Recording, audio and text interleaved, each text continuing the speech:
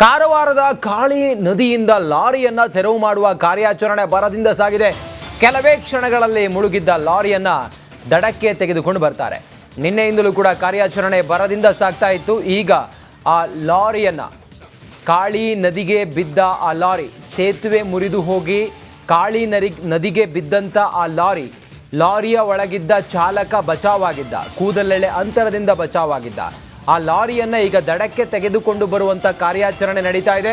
ನಿನ್ನೆಯಿಂದಲೂ ಕೆಲವೇ ಕ್ಷಣಗಳಲ್ಲಿ ಈಗ ಲಾರಿಯನ್ನ ಹೊರಗಡೆ ತೆಗೆದುಕೊಂಡು ಬರ್ತಾರೆ. ನದಿಯಿಂದ ದಡಕ್ಕೆ ತೆಗೆದುಕೊಂಡು ಬರ್ತಾರೆ.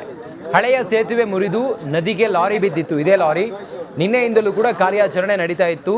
ಸದಾಶಿವ ಗಡಿ ಬಳಿ ಕಾಳಿ ನದಿ ಮಧ್ಯದಲ್ಲಿ ಕಾರ್ಯಾಚರಣೆ ನಿನ್ನೆಯಿಂದಲೂ ನಡೀತಾ ಇತ್ತು.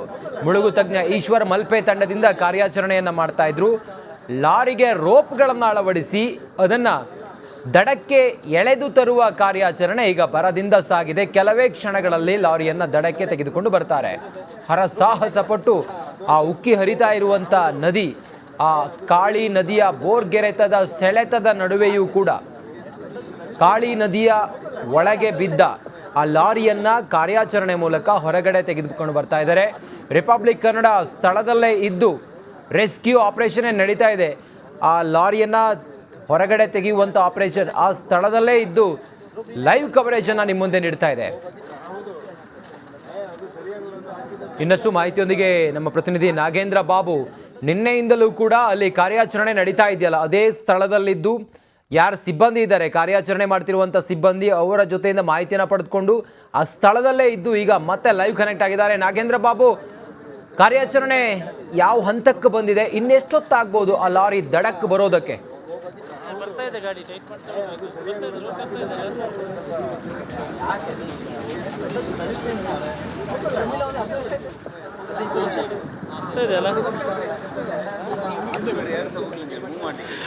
ರಂಜಿತ್, ನೋಡಿ, ಈಗ ಸುಮಾರು ಒಂದು 50 ಮೀಟರ್ನಷ್ಟು ಲಾರಿಯನ್ನ ಎಳ್ದಿದ್ದಾರೆ ಅಂದ್ರೂ ಕೂಡ ತಪ್ಪಾಗೋದಿಲ್ಲ. ನೋಡಿ, ಮೊದಲಿಗೆ ಲಾರಿ ಬಿದ್ದು ನೋಡಿ ಅಲ್ಲಿ ಕಂಬಿಗಳು ಕಾಣ್ತಾ ಇದೆಯಲ್ಲ ರಂಜಿತ್, ಆ ಭಾಗದಲ್ಲಿ ಲಾರಿ ತಗಲಾಕೊಂಡಿತ್ತು. ಅಲ್ಲೊಂದಷ್ಟು ಕಂಬಿಗಳು ಕೂಡ ಅಲ್ಲಿ ಅಡ್ಡ ಬರ್ತಾ ಇತ್ತು. ಹಾಗಾಗಿ ಅಲ್ಲಿಂದ ಆ ಒಂದು ಕಂಬಿಯನ್ನು ಕಟ್ ಮಾಡಿದ ಬಳಿಕ, ಅಂದರೆ ಎಲೆಕ್ಟ್ರಿಕ್ ವೈರ್ ಏನೋಗಿತ್ತು ಆ ಒಂದು ವೈರನ್ನು ಕಟ್ ಮಾಡಿದ ಬಳಿಕ ಅದು ಸಲೀಸಾಗಿ ಹೋಗ್ತದೆ. ಈಗ ನೋಡಿ, ಗಾಡಿ ಬಿದ್ದಿದ್ದು ಆ ಜಾಗದಲ್ಲಿ ಸುಮಾರು ಇಲ್ಲಿವರೆಗೂ ಕೂಡ ಬಂದಿದೆ. ನೋಡಿ, ಈಶ್ವರ್ ಮಲ್ಪೆ ತಂಡ ಕೂಡ ಈಗ ಆ ಒಂದು ಹಗ್ಗವನ್ನು ಹಿಡಿದುಕೊಂಡು ಅಲ್ಲಿಂದ ಆ ಭಾಗದಲ್ಲಿ ಎಳಿತಾ ಇರುವಂಥ ಒಂದು ಅದನ್ನು ಫೀಲ್ ಮಾಡುವಂಥ ಕೆಲಸವನ್ನು ಕೂಡ ಮಾಡ್ತಿದ್ದಾರೆ. 40 ಅಡಿ ಆಳದಲ್ಲಿರುವಂಥ ಆ ಒಂದು ಲಾರಿ ಏನಿದೆಯಲ್ಲ, ಲಾರಿಯನ್ನು ಎಳೆಯುವಂಥ ಕೆಲಸ ಆಗ್ತಾ ಇದೆ. ಈಗ ನಾನು ಈಶ್ವರ್ ಮಲ್ಪೆ ಅವ್ರನ್ನ ಮಾತಾಡ್ತಾ ಹೋಗ್ತೀನಿ.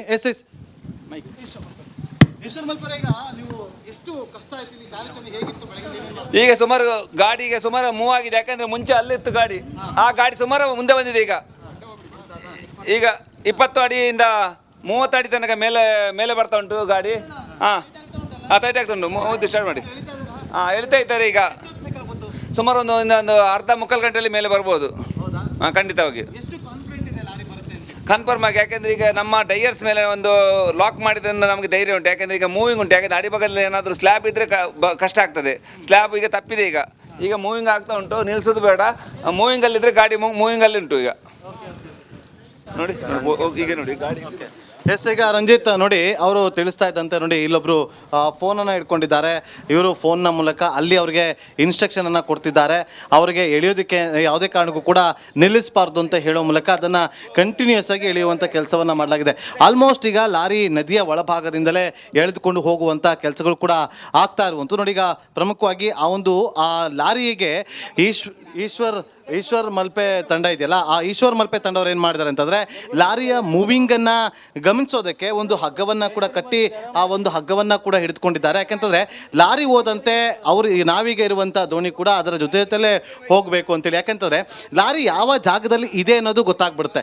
ಯಾಕೆಂದರೆ ಈಗ ನದಿಯ ಒಳಗಡೆ ಇಲ್ಲೇನು ಕೂಡ ಕಾಣಿಸೋದಿಲ್ಲ, ವಿಷನ್ ಕೂಡ ಅಷ್ಟೊಂದು ಸರಿಯಾಗಿಲ್ಲ. ಹಾಗಾಗಿ ಲಾರಿಯನ್ನು ಎಳೆದಂತೆ ಅದು ಯಾವ ಭಾಗದಲ್ಲಿ ಇದೆ ಅನ್ನೋದು ಗೊತ್ತಾಗಬೇಕು ಅಂತಂದರೆ ಅದಕ್ಕೆ ಒಂದು ಮಾರ್ಕನ್ನು ಮಾಡ್ಕೋಬೇಕಾಗತ್ತೆ. ಹಾಗಾಗಿ ಈಶ್ವರ್ ಮಲ್ಪೆ ಅವರು ಮಾಡ್ಕೊಂಡಿರುವಂಥ ಈ ಒಂದು ಐಡಿಯಾಲಜಿ ಇದೆಯಲ್ಲ, ಎಲ್ಲೋ ಒಂದು ಕಡೆ ಕಾರ್ಯಾಚರಣೆಗೆ ಬಹಳಷ್ಟು ಸಹಕಾರಿ ಆಗ್ತಾ ಇದೆ ನೋಡಿ. ಈಗ ಈಶ್ವರ್ ಮಲ್ಪೆ ಅವರು ಆ ಹಗ್ಗವನ್ನು ಹಿಡಿದುಕೊಂಡಿದ್ದಾರೆ. ಲಾರಿ ಎಲ್ಲಾದರೂ ಸ್ಟ್ರಕ್ ಆಯಿತು ಅಂತಂದರೆ ಅದೇ ಜಾಗದಲ್ಲಿ ಬೋಟು ಕೂಡ ನಿಲ್ಲುತ್ತೆ. ಆ ಸಂದರ್ಭದಲ್ಲಿ ಅಲ್ಲಿ ಏನು ಅಡ್ಡಿ ಆಗಿದೆ, ಯಾವುದಾದ್ರು ತಡಿತಾ ಇದೆಯಾ ಅನ್ನುವ ಒಂದು ಕಾರ್ಯಾಚರಣೆ ಅವರು ಮತ್ತೊಮ್ಮೆ ಒಳಭಾಗಕ್ಕೆ ಹೋಗಿ ಅವರು ಚೆಕ್ ಮಾಡುವಂಥ ಕೆಲಸವನ್ನು ಕೂಡ ಮಾಡ್ತಾರೆ ನೋಡಿ. ಈಗ ಈ ಒಂದು ನಾವು ದೋಣಿಯಲ್ಲಿ ಅದನ್ನು ನೋಡಿ ಬಹಳಷ್ಟು ದೂರ ಈಗ ಎಳೆದುಕೊಂಡು ಬಂದಿದ್ದಾರೆ ರಂಜಿತ್ ನೋಡಿ. ಅಲ್ಲಿದ್ದರು, ಅಲ್ಲಿಂದ ಈಗ ಆಲ್ಮೋಸ್ಟ್ ಒಂದು 50 ಮೀಟರ್ ಅಷ್ಟು ಹತ್ತತ್ರ ಹೇಳ್ಕೊಂಡು ಬಂದಿದ್ದಾರೆ. ಲಾರಿ ಯಾವ ರೀತಿಯಾಗಿ ಮೂವ್ ಆಗ್ತಾ ಇದೆಯಲ್ಲ ಅದೇ ರೀತಿಯಾಗಿ ಈ ದೋಣಿ ಕೂಡ ಮೂವ್ ಆಗ್ತಾ ಇರುವಂಥದ್ದು. ಎಲ್ಲಾದರೂ ಒಂದು ವೇಳೆ ಅದು ಅಡ್ಡಿ ಆದರೆ, ಒಂದು ವೇಳೆ ತಡೆದಿದ್ದೇ ಆದರೆ ಆ ಸಂದರ್ಭದಲ್ಲಿ ಅಲ್ಲೇ ಒಂದು ಜಾಗಕ್ಕೆ ತೆರಳಿ ಆ ಒಂದು ಜಾಗದಲ್ಲಿ ಏನಾದರೂ ಅಡ್ಡ ಆಗ್ತಿದ್ಯಾ ಅಂಥೇಳಿ ಚೆಕ್ ಮಾಡಿಕೊಳ್ಳುವಂಥ ಕೆಲಸ ನೋಡಿ. ಇದು ಒಂದು ರೀತಿಯಲ್ಲಿ ಅನುಭವದ ಆಧಾರದಲ್ಲೇ ಇದೆಲ್ಲವೂ ಕೂಡ ನಡೆಯುವಂಥದ್ದು. ಯಾಕೆಂತಂದರೆ ಒಂದು ವೇಳೆ ಇವರು ಹಗ್ಗವನ್ನು ಕಟ್ಟಿ ಒಂದು ಆ ಡ್ರಮ್ಸ್ಗಳನ್ನು ಅಂದರೆ ಡ್ರಮ್ಗಳೇನು ಬರ್ತಾರೆ ಡ್ರಮ್ಗಳನ್ನು ಬಿಟ್ಟು ಅಲ್ಲಿ ಮಾರ್ಕನ್ನು ಮಾಡ್ಕೊಳ್ದೇ ಇದ್ದಿದ್ರೆ ಒಂದು ವೇಳೆ ಅದು ಎಲ್ಲಿ ಹೋಗ್ತಾ ಇದೆ ಎಲ್ಲಿದೆ ಅಂತೇಳಿ ಕೂಡ ಗೊತ್ತಾಗೋದಿಲ್ಲ. ಹಾಗಾಗಿ ಇಲ್ಲಿ ಪ್ರಮುಖವಾಗಿ ಆ ಒಂದು ಕಾರ್ಯಾಚರಣೆ ಕೂಡ ಸಾಕ್ತಾ ಇರುವಂಥದ್ದು. ಜೊತೆಗೆ ಇಲ್ಲಿ ಅವರು ಎಳಿತಾ ಇರುವಂಥ ಒಂದು IRB ಅವರು ಏನಿದ್ದಾರೆ ಅವರನ್ನು ಕೂಡ ಮಾತನಾಡಿಸುವಂಥ ಪ್ರಯತ್ನವನ್ನು ಮಾಡಿದ್ವಿ ರಂಜಿತ್. ಆ ಸಂದರ್ಭದಲ್ಲಿ ಹೇಳಿದ್ರು ನೋಡಿ, ಈ ಒಂದು ಭಾಗದಲ್ಲಿ ಲಾರಿಯನ್ನು ಹೊರಭಾಗಕ್ಕೆ ಎಳೆಯೋದು ಅಷ್ಟು ಸುಲಭದ ವಿಚಾರ ಅಲ್ಲ, ಸಾಕಷ್ಟು ರಿಸ್ಕ್ ಇದೆ. ಆ ಒಂದು ರಿಸ್ಕನ್ನು ಕೂಡ ತೆಗೆದುಕೊಂಡು ನಾವು ಎಳಿತಾ ಇದ್ದೀವಿ ಅಂತ ಹೇಳಿ ಈಗ ಅವರು ಮಾಹಿತಿಯನ್ನು ಕೂಡ ಕೊಡ್ತಾರೆ ನೋಡಿ. ಈಗ ಆ ಜಾಗದಲ್ಲಿ ನಿಂತು ನೋಡಿ ನಮಗೆ ಆಲ್ಮೋಸ್ಟ್ ಹತ್ರ ಬರ್ತಾ ಇದ್ದೀವಿ. ಮತ್ತೆ ತಗ್ಲಕ್ಕೋತಾ ಮತ್ತೆ ಹೋಗ್ತಿದೆ ಅಂತ ಸುಲಭವಾಗಿ ಹೋಗ್ತಿದೆ ಬರ್ತಾ ಇದೆ ಅಂತ ಬರ್ತಾ ಇದೆ ಆಲ್ರೆಡಿ. ಅಲ್ಲೆಲ್ಲ ಈಗ ನಮ್ದು ಇಲ್ಲಿ ಎಲ್ಲಿಗಿತ್ತಲ್ಲ, ಈಗ ನಮ್ಮ ಲೆಕ್ಕದಲ್ಲಿ ಒಂದು 60-70 ಅಡಿ ಇಂತ ಜಾಸ್ತಿ ಹೋಗಿದೆ ಈಗ. ಹೌದು. ಅದೇ ಫೋನಲ್ಲಿ ಕಾಂಟ್ಯಾಕ್ಟ್ ಅಲ್ಲಿ ಇದ್ದೇನೆ. ಅಂದ್ರೆ ನಮ್ದು ಮಾರ್ಕ್ ಇದೆ, ಡಿ ಹಾಕಿದ್ದು ಮಾರ್ಕ್ ಇದೆ ಸಿಲ್ಲಿಂಗಿಗೆ. ಆ ಲೆಕ್ಕದಲ್ಲಿ ನಾವು ಈಗ ಫೋನಲ್ಲಿ ಮಾತಾಡ್ತಿದ್ದೇವೆ. ಈಗ ಏನು ಸುಲಭವಾಗಿ ಬರ್ತಾ ಇದೆ ಅಂತ? ಸುಲಭವಾಗಿ ಬರ್ತಾ ಇದೆ, ಮೂವಿಂಗ್ ಆಗ್ತದೆ. ಸುಮಾರು ಬಿದ್ದ ಜಾಗದಿಂದ 50 ಅಡಿಯಿಂದ 50 ಮೀಟರ್ ದೂರ ಬಂದಿದೆ. ಈಗ ನಮ್ಮ ಅವರು ವೈರ್ ನೋಡ್ತಾ ಇದ್ದಾರೆ. ಈಗ ಅಲ್ಲಿ ಬರ್ತದೆ ಏನೋ ಮಾಡ್ತಾ ಇದ್ದಾರೆ. ಈಗ 50 ಮೀಟರ್ ಬಿದ್ದ ಜಾಗದಿಂದ ಗಾಡಿ 50 ಮೀಟರ್ ದೂರ ಬಂದಿದೆ. ಈಗ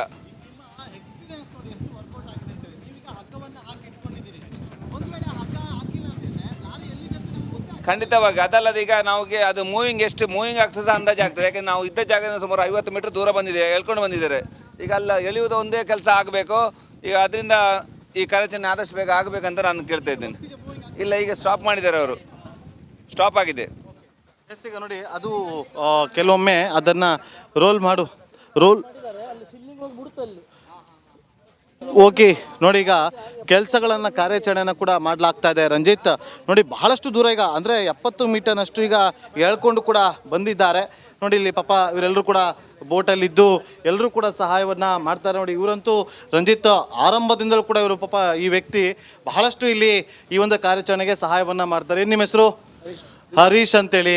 ಅವರಂತೂ ನಾವು ನಿನ್ನೆಯಿಂದ ಗಮನಿಸ್ತಾ ಇದ್ವಿ ರಂಜಿತ್, ಇವರು ಮೀನುಗಾರರು. ಈಗ ಈ ಒಂದು ಕಾರ್ಯಾಚರಣೆ ನೋಡ್ತಾ ಇದ್ರಲ್ಲ, ಕಷ್ಟ ಆಗ್ತಿದೆ, ಹೇಗೆ ಅನಿಸ್ತಾ ಇದೆ? ಯಾವಾಗ ಕಷ್ಟ ಇರ್ತದೆ ಅದ್ರ ಕಷ್ಟ ಇಡಬಾರ್ದು. ನಾವು ಫಿಶರ್ಮನ್ ಅಂದರೆ ಯಾರಿಗೆ ಹೆಲ್ಪಾಗಿ ಬರಬೇಕು. ನಾವು ಯಾವಾಗ ಅದು ಹೆಲ್ಪಾಗಿ ಫಿಶರ್ಮನ್ ಯಾವಾಗ ಹೆಲ್ಪರ್ಗೆ ಬರ್ತಾರೆ. ಫಸ್ಟ್ ಯಾವಾಗ ನಾವು ಇದು ಮಾಡೋದಿಲ್ಲ, ಬೇರೆ ನಾವು ಇದು ಮಾಡಬೇಕು, ಬೇರೆ ಹೆಲ್ಪಿಗೆ ಟ್ರೈ ಮಾಡಬೇಕು. ನಾವು ಅದು ತಮ್ಮ ಸ್ಟಾರ್ಟಿಂಗ್ ಫೋನ್ ಮಾಡಿದ್ರು, ತಮ್ಮ ನಮ್ಮದು ನಾವು ಫಿಶರ್ಮಿಗೆ ಇಲ್ಲಿ ಬಂದಿದ್ದರು. ಆ ಟೈಮಿಗೆ 1 ಗಂಟೆಗೆ 5 ನಿಮಿಷ ಇತ್ತು. ಆ ಟೈಮಿಗೆ ತಮ್ಮ ಫೋನ್ ಮಾಡಿದ್ದರು, ಪೊಲೀಸರಿಗೆ ಫೋನ್ ಮಾಡಿದ್ದರು. 1 ಗಂಟೆಗೆ 5 ನಿಮಿಷ ಇತ್ತು. ಆ ಟೈಮಿಗೆ ಒಂದು ಲಾರಿ ಬಿದ್ದಿದ್ದು ಹೇಳಿದರು ತಮ್ಮ. ಅದು ನಮಗೆ ಗೊತ್ತಾಗಿಲ್ಲ ಅವು ಡೇಟ್ ಆಗಿದೆ ಅಂತ. ಆದರೆ ಚಲೋ ಒಂದು ಸ್ಟಾರ್ ಚಲೋ ಇದೆ ಅದರಲ್ಲಿ. ಇದು ಕೆಬಲಿಗೆ ತಗೊಂಡು ಇದ್ದ, ಇಲ್ಲಾಂದ್ರೆ ಹೋಗ್ತಿದ್ದ ಡೈರೆಕ್ಟ್. ನೋಡಿ ರಂಜಿತ್, ಪ್ರಮುಖವಾಗಿ ನಿಮಗೂ ಕೂಡ ಕಾರವಾರದ ಭಾಗದವರು, ನೀವು ಕೂಡ ನಿಮಗೆ ಚೆನ್ನಾಗಿ ಗೊತ್ತಿರುತ್ತೆ. ಇಲ್ಲಿನ ಮೀನುಗಾರರಿಗೆ ನಮ್ಮಂತೆ ಲೈಫ್ ಜಾಕೆಟ್ ಆಗಿರ್ಬೋದು ಅಥವಾ ಸೇಫ್ಟಿ ಅವರಿಗೆ ಅವಶ್ಯಕತೆನೇ ಇಲ್ಲ. ಒಂದು ವೇಳೆ ಇವರು ಇಲ್ಲಿಗೆ ಈಜೋದಕ್ಕೆ ಶುರು ಮಾಡಿದ್ರೆ ಆಲ್ಮೋಸ್ಟ್ ದಡವನ್ನು ಒಂದು 5-6 ನಿಮಿಷದಲ್ಲಿ ಅವರು ತಲುಪುವಂಥ ಕೆಲಸವನ್ನು ಕೂಡ ಮಾಡ್ತಾರೆ ನೋಡಿ. ಅಲ್ಲಿ ಒಂದು ಡಬ್ಬವನ್ನು ಕಟ್ಟಲಾಗಿದೆ, ಲಾರಿಗೆ ಕಟ್ಟಿರುವಂಥ ಡಬ್ಬ. ಆ ಒಂದು ದೃಶ್ಯವನ್ನು ಕೂಡ ನಾವೀಗ ನಮ್ಮ ವೀಕ್ಷಕರಿಗೆ ತೋರಿಸ್ತಾ ಇದ್ದೀವಿ. ಪ್ರಮುಖವಾಗಿ ಆ ಒಂದು ಜಾಗ ಇದೆಯಲ್ಲ, ಆ ಜಾಗದಲ್ಲಿ ಈಗ ಡಬ್ಬವನ್ನು ಕಟ್ಟಿಕೊಂಡು ಅದರ ಮೂಲಕವೂ ಕೂಡ ಪ್ರಮುಖವಾಗಿ ಆ ಒಂದು ಕಾರ್ಯಾಚರಣೆಗೆ ಸಹಕಾರಿ ಆಗುವಂಥ ಕೆಲಸವನ್ನು ಮಾಡ್ತಾ ಇದ್ದಾರೆ. ಸೊ ನೋಡಿ, ಈಗ ಈಶ್ವರ್ ಮಲ್ಪೆ ತಂಡ ಸಂಪೂರ್ಣವಾಗಿ ಶಿರೂರು ಗುಡ್ಡ ಭಾಗಕ್ಕೆ ತೆರಳಿ ಅಲ್ಲಿಯೂ ಕೂಡ ಕಾರ್ಯಾಚರಣೆಯನ್ನು ಮಾಡಿ ಇವತ್ತು ರೆಸ್ಟನ್ನು ಮಾಡ್ತಾರೆ ಅಂತ ಅಂದ್ಕೊಂಡಿದ್ವಿ ಈಶ್ವರ್ ಮಲ್ಪೆ ತಂಡ. ಆದರೆ ರೆಸ್ಟ್ ಮಾಡ್ತಾ ಇಲ್ಲ, ಇಲ್ಲಿಗೆ ಬಂದು ಅವರು ಕಾರ್ಯಾಚರಣೆಯನ್ನು ಮಾಡ್ತಿದ್ದಾರೆ. ಅವರಿಗೆ ಒಂದು ಪ್ರಶ್ನೆನ ಮಾಡಿದ್ವಿ, ಯಾಕೆ ನೀವು ರೆಸ್ಟ್ಗೆ ಅವಶ್ಯಕತೆ ಇಲ್ಲ ಅಂತಂದರೆ, ಯಾಕಂದ್ರೆ ನೋಡಿ ಇವತ್ತು ಜನ ಕಷ್ಟದಲ್ಲಿದ್ದಾರೆ. ಆ ಲಾರಿ ಮಾಲೀಕ, ಲಾರಿಯ ಚಾಲಕ ಬಹಳಷ್ಟು ಕಣ್ಣೀರನ್ನು ಹಾಕ್ತಾ ಇದ್ದ, ಲಾರಿಯನ್ನು ಹೊರಗಡೆ ಎಳೆದುಕೊಂಡು ಬನ್ನಿ ಅಂತೇಳಿ. ಹಾಗಾಗಿ ಈಗ ಆ ಲಾರಿಯನ್ನು ಎಳೆಯುವಂಥ ಕೆಲಸಗಳು ಕೂಡ ಆಗ್ತಾ ಇದೆ. ಸುಮಾರು 10 ನಿಮಿಷ ಆಗಿದೆ. 10 ನಿಮಿಷ ನೋಡಿ, ಬಹಳಷ್ಟು ದೂರಕ್ಕೆ ಬಂದಿದೆ ಬಂದಿದ್ದೀವಿ ರಂಜಿತ್. ನೋಡಿ ಅಲ್ಲಿದೆ ನಮಗೆ ಈಗ ಆಲ್ಮೋಸ್ಟ್ ಒಂದು 80 ಮೀಟರ್ನಷ್ಟು ದೂರ ಈಗ ಬಂದಿದ್ದೀವಿ. ಈಶ್ವರ್ ಮಲ್ಪೇರೆ ಹೋಗ್ತಾ ಇದೆಯಾ ಈಗ ಹೇಳಿ? ಮೂವಿಂಗ್ ಆಗ್ತಾನೆ ಇದೆ ಅಂದರೆ ಎಳೆಯುವಂಥ ಕೆಲಸಗಳಾಗ್ತದೆ. ಹತ್ರ ಇನ್ನು 1 ಗಂಟೆ ಅಷ್ಟೊತ್ತಿಗೆ ಅಂದರೆ ಸುಮಾರು 1 ಗಂಟೆ ಕಾಲ ಇದೇ ರೀತಿಯಾಗಿ ಎಳೆದುಕೊಂಡು ಸರಾಗವಾಗಿ ಹೋಗಿದೆ. ಆದರೆ ಲಾರಿಯನ್ನ ದಡಕ್ಕೆ ತೆಗೆದುಕೊಂಡು ಹೋಗುವಂಥ ಕೆಲಸವೂ ಕೂಡ ಆಗುತ್ತೆ ರಂಜಿತ್. ನಾಗೇಂದ್ರ ಬಾಬು, ಒಂದು ಕಾಳಿ ನದಿಯಲ್ಲಿ ಬೋರ್ಗೆರೆತ ಹೆಂಗಿದೆ, ಮತ್ತೊಂದು ಆ ಗಾಡಿ ಅಷ್ಟೊಂದು ತೂಕದ ಆ ವೆಯ್ಟ್ ಇರುವಂಥ ಗಾಡಿ ನೀರಿನಲ್ಲಿ ಮುಳುಗುವಂಥ ಸಾಧ್ಯತೆಗಳಿರುತ್ತಾ? ಈ ಕಡೆ ದಡದಲ್ಲಿರುವ ಕ್ರೇನ್ ಹೇಗೆ ಎಳಿತಾ ಇದೆ? ಇನ್ನೆಷ್ಟೊತ್ತು ತಗುಲಬಹುದು ಈ ಕೊನೆ ಹಂತದ ಕಾರ್ಯಾಚರಣೆಗೆ ನಾಗೇಂದ್ರ ಬಾಬು?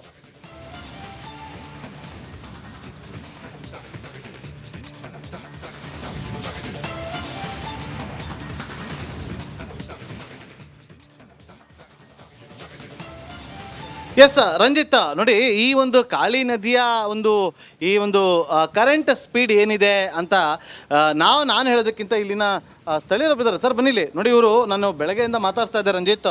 ಇವರು ಸುಮಾರು 20 ನಿಮಿಷ ಕಂಟಿನ್ಯೂಸ್ ಆಗಿ ಸ್ವಿಮ್ ಮಾಡ್ತಾರೆ. ಜೊತೆಗೆ ಇವರು ಯಾವುದೇ ರೀತಿಯಂಥ ಆಕ್ಸಿಜನ್ ಕೂಡ ಹಾಕ್ಕೊಂಡು ಹೋಗೋದಿಲ್ಲ. ಈ ನದಿಲಿ ಯಾವಾಗಲೂ ಕೂಡ ಇವರು ಇಲ್ಲೇ ಇದ್ದು ಈಜನ್ನು ಮಾಡುವಂಥ ವ್ಯಕ್ತಿ. ನೆನ್ನೆಯೂ ಕೂಡ ಇವರು ಆ ಒಂದು ಭಾಗಕ್ಕೆ ಕೆಳಗಡೆ ಹೋಗಿ ಏನೂ ಹಾಕಿರಲಿಲ್ಲ, ಆಕ್ಸಿಜನ್ ಹಾಕಿರಲಿಲ್ಲ. ಯಾಕೆಂದರೆ ನಾನು ಆಗಲೇ ಹೇಳಿದೆ, ಮೀನುಗಾರರಿಗೆ ಅವೆಲ್ಲ ಅವಶ್ಯಕತೆ ಇಲ್ಲ. ಹೋಗ್ತಾರೆ ತಳಕ್ಕೆ ಹೋಗಿ ಲಾರಿಗೆ ಅದೊಂದು ಕಟ್ಟುವಂಥ ಕೆಲಸವನ್ನು ಕೂಡ ಮಾಡಿದ್ರು. ಅಣ್ಣ, ಈಗ ಇಲ್ಲಿ ಎಷ್ಟು ಸ್ಪೀಡ್ ಇದೆ ಈ ಕಾಳಿ ನದಿ ಸ್ಪೀಡು?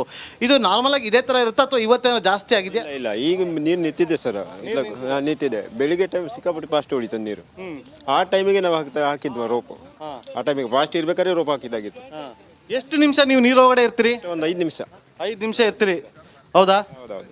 ಆಮೇಲೆ ಎಷ್ಟು ದೂರ ನೀವು ಸ್ವಿಮ್ ಕಂಟಿನ್ಯೂಸ್ ಆಗಿ ಈಜಾಕೊಂಡು ಹೋಗ್ತೀರಿ? ಅರ್ಧದಿಂದ 1 ಕಿಲೋಮೀಟ್ರ್ ಹೌದಾ ಸ್ವಿಮ್ಮಿಂಗ್ ಮಾಡ್ಬೋದು. ಎಸ್, ಈಗ ನೋಡಿ ರಂಜಿತ್, ಪ್ರಮುಖವಾಗಿ ನಾವೀಗ ನೀವು ಕೇಳಿದ್ರಿ ಕ್ರೇನನ್ನು ಎಳೆಯೋದಕ್ಕೆ ಯಾವ ರೀತಿಯಾಗಿ ಅಲ್ಲಿ ಸಹಕಾರಿ ಆಗ್ತದೆ ಅಂತ. ನೋಡಿ ಈಗ ಇಲ್ಲೊಂದಷ್ಟು ಹುಕ್ಸ್ಗಳನ್ನು ಕೂಡ ತೋರಿಸ್ತೀವಿ. ನೋಡಿ ಇಲ್ಲಿ ಈ ಒಂದು ಕಬ್ಬಿಣದ ಕೇಬಲ್ ಇದೆಯಲ್ಲ, ಅಂಥ ಒಂದು ಕೇಬಲ್ಗಳನ್ನು ಕಟ್ಟಿರುವಂಥದ್ದು. ಅದೇ ರೀತಿಯಂಥ ಹುಕ್ಸ್ಗಳನ್ನು ಕೂಡ ಅದಕ್ಕೆ ಲಾಕ್ ಮಾಡಲಾಗಿದೆ. ಲಾರಿಗೆ ಲಾಕ್ ಮಾಡಿ ಎಳೆಯುವಂಥ ಕೆಲಸಗಳು ಕೂಡ ಆಗ್ತಾ ಇದೆ. ಅಲ್ಲಿ ಕ್ರೇನನ್ನು ನಿಲ್ಲಿಸಿ ಅಲ್ಲಿಂದ ಎಳೆಯೋದ್ರ ಬಗ್ಗೆ ಕೂಡ ಮಾತಾಡ್ತೀನಿ. ಸರ್, ಈಗ ಅಲ್ಲಿ ಕ್ರೇನ್ ಗಾಡಿಗಳನ್ನ ನಿಲ್ಸ್ಕೊಂಡಿದ್ದೀರಲ್ಲ, ಅದು ಎಳೆಯೋದಕ್ಕೆ ಶುರು ಮಾಡ್ಕೊಂಡಿದೆಯಲ್ವಾ?